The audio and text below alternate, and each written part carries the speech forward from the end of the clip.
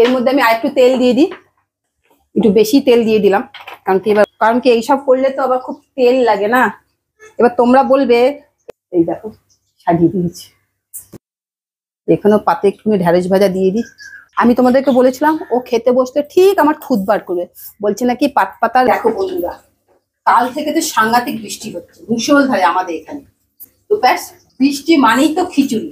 তো আমি এখানে খিচুড়ি বসিয়ে দিয়েছি, কারণ এটা খাবো প্লাস টিফিনে নিয়ে চলে যাব।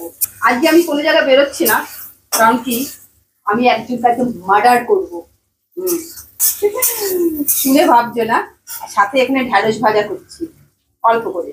তো খিচুড়িটা হয়ে গেছে, আর এইদিকে এই টিপিক্যাল বাঙালি রান্নাগুলো না সত্যি মানে আমি না পারি না, আমাকে বুয়া এটাই করতে বলবে। ওর আমার খাবারগুলো ভালো লাগে না, ও বলে ওইসব ডাল টাল বেশি খেলে নাকি পেট ছেড়ে দেয়। কিন্তু দেখো আমরা তো ওইগুলো খাবার খেয়েই তো আমরা অভ্যস্ত। কথা বলতে বলতে কিন্তু আমার খিচুড়িটা হয়ে গেল। হ্যাঁ, আমি যখনই করি না খিচুড়ি, ডালিয়ার খিচুড়ি করি। কেন বলো তো, ডালিয়ার খিচুড়িটা করলে যেহেতু আমার হাজবেন্ডের সুগার আছে, তো ও খিচুড়িটা খেতে খুব ভালোবাসে। এবার যদি চালের চোখে কি পড়লো, খিচুড়ি রান্নাটা এখন দেবো না, খিচুড়িটা বরঞ্চ নিয়ে ওই টেবিলেই চলে যাই, বন্ধ করে দিই গ্যাসটা। কোনদিকে মানে অফিস টাইমে না এত অসুবিধা হয় না, কি বলবো। যাই হোক, যেটা বলছি মার্ডার করবো না, আমি কাউকে মার্ডার করবো না। আজকে আমার দাঁত তোলা হবে, দাঁতটা পোকা লেগে গেছে, তো সেই জন্য। তো এই কথা বলতে বলতে ঢ্যাঁড়সও ভাজা হয়ে গেছে একদম। আমার ঢ্যাঁড়স খেতে না খুব ভালো লাগে, জানো, এত ভালো লাগে না কি বলবো। তোমাদের কার কার ঢ্যাঁড়স খেতে ভালো লাগে? মানে আমাকে ঢ্যাঁড়স তুমি যেভাবে দাও, যদি বলো কাঁচা কাঁচা খেতে কাঁচা কাঁচা খেয়ে নেবো, সেদ্ধও খেয়ে নেবো, মানে আমার ঢ্যাঁড়স হলে আমার আর কিচ্ছু লাগে না। তো কথা বলতে বলতে এগুলোকে আগে তুলে নি, তারপর আরেকটা করবো। আমি তো পাট পাতা এর আগে কোনোদিনও খাইনি, ও বললো তুমি পাট পাতাটা খাও, দেখবে খুব ভালো লাগবে। তো আমি বললাম তাই, তো পাট পাতা খেতে কি করে হয় তো জানি না। ও চান করার আগে আমাকে ব্যাটারটা করে দিয়ে গেল, আর পাতাগুলোকে ভালো করে ধুয়ে গেল। এর মধ্যে আমি আরেকটু তেল দিয়ে দিই, একটু বেশি তেল দিয়ে দিলাম, কারণ কি এবার বড়াগুলো ভাজা হবে। তো যে কোনো বড়া খেতে খারাপ লাগে না, ভালোই লাগে।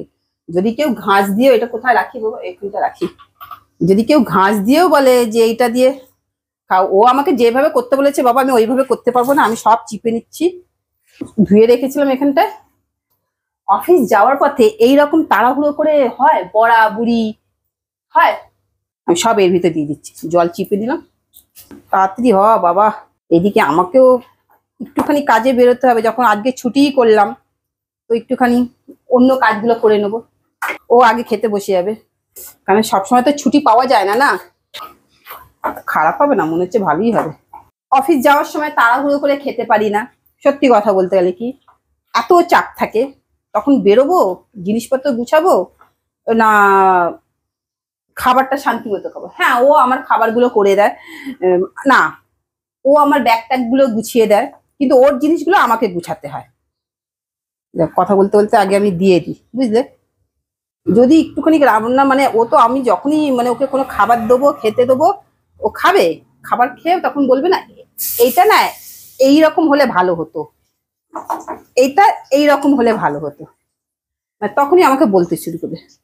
আমি ওকে বলি বাবা যে যেরকম করে দেয় তুমি সেরকম ভাবে খেয়ে নাও না। কই আমাকে তো কেউ কোনো খাবার দিলে আমার তো অসুবিধা হয় না, আমি যেটাই নিই ঠাকুর নম করে খাই, টেস্ট তো লাগেই ভালো। না তা করবে না, ও ব্যঙ্গ করতে ছাড়বে না। যাই হোক গে, কি যে বড়া হবে, তারপরে কত কথা শোনাবে। অফিস যাওয়ার পথে আমি যদি পাটপাট করে দিই, আমারই পাটপাট হয়ে যাবে। যেহেতু আজকে খিচুড়িটা করেছি বলে আজকে বড়াটা করতে সাহস পেলাম, কারণ কি এইসব করলে তো আবার খুব তেল লাগে না। এবার তোমরা বলবে এই বোনটি বা এই দিদিটি খালি তেল তেল করে, না গো, তেল তা করি না। তেলটা এই কারণে করি, কারণ কি আমার হাজবেন্ডের তেল খাওয়া একদম বারণ। হ্যাঁ একদম বারণ।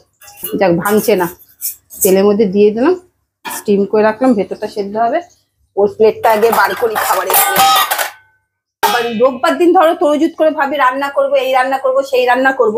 এবার রোববারটা কি হয় বলতো, এত ঘরের কাজ থাকে, সারা সপ্তাহের কাজ রোববারে থাকে, ব্যাস তখন যে খাবো, খেয়ে শান্তি মতো যে একটু কাজ করব হয় না। তখন মানে কোনো জায়গায় বেরোনোর কথা থাকলে তখন মনে হয় কি বলতো, ও সারাদিন কাজকর্ম করার পর খাওয়ার পর শরীর ছেড়ে দেয়, তখন মনে হয় একটা দিন ছুটি মানে একটুখানি আরাম করি। সত্যি কথা বলতে গেলে কি, তখন আর ইচ্ছে করে না। কিন্তু এটা না কেউ বোঝে না, আত্মীয় স্বজন বন্ধু না, একটা দিন তো ছুটি, তোমরা কেন বেরোতে পারো না, কোনো অসুবিধা নেই। কিন্তু জানে না যে ঘরেরও তো কাজ আছে বলো। ওর খাবারটা বেড়ে রাখি, তাহলে কি হবে, ঠান্ডা হলে ও চটপট করে খেতে পারবে। তারপর আবার টিফিনটাও এটাই টিফিন দিয়ে দেবো। মানে আমাদের এই অবস্থাই হয়, আমরা এক তরকারি খাবারই বেশি খাই আর সেদ্ধ। খিচুড়িটা তো দেখে মনে হচ্ছে স্বাদটা ভালোই হবে।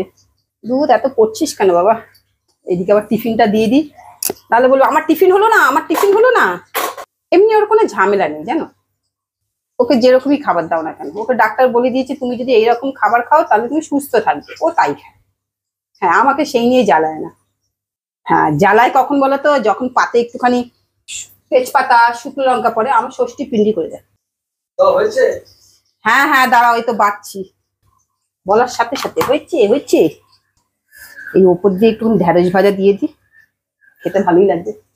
এই দেখো সাজিয়ে দিয়েছি, এখানেও পাতে একটুখানি ঢেঁড়স ভাজা দিয়ে দিই, কেন বড়াটা যতক্ষণ না হচ্ছে ততক্ষণ এটা দিয়ে খাক।